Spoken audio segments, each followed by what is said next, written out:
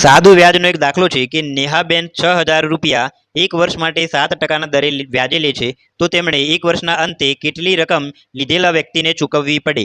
તો અહીંયા મિત્રો ચૂકવવી પડતી રકમ આપણે શોધવી હોય તો જ્યારે પણ એક વર્ષ પૂર્ણ થાય એટલે નેહાબેને 6,000 રૂપિયા તો આપવાના જ છે, એટલે કે અહીંયા 6,000 રૂપિયા તો આપણે લખી જ દઈએ, પ્લસ એમણે એક વર્ષ માટે 7% લેખે વ્યાજ પણ આપવાનું થાય. તો અહીંયા આપણે જે ચૂકવવી પડતી રકમ છે એ શોધવી હોય તો 6,000 રૂપિયા વત્તા એક વર્ષનું વ્યાજ આપણે એમાં ઉમેરીને આપવું પડે.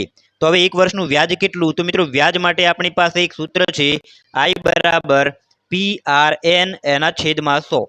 આ સૂત્રની અંદર કિંમતો મૂકી અને ગણતરી કરીએ તો આપણને એક વર્ષનું વ્યાજ મળી જાય.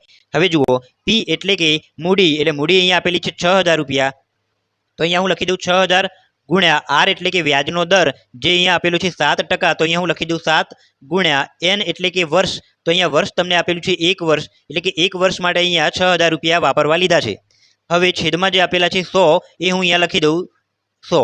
હવે આનું સાદું રૂપ આપીએ તો અહીંયા 2 જીરો ઉડાડી દઈએ, ઉપર વધે છે 60 ગુણ્યા 7 ગુણ્યા 1 એટલે કે 6 સીતું 42 અને 1 જીરો લગાવીએ તો 420 રૂપિયા એ અહીંયા એક વર્ષનું વ્યાજ બને છે મિત્રો.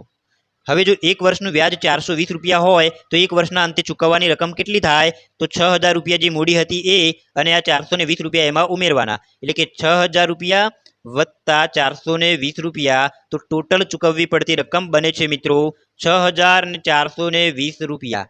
નેહાબેન એક વર્ષના અંતે આટલા રૂપિયા જે વ્યક્તિ પાસેથી 6,000 લીધા હતા એને ચૂકવવાના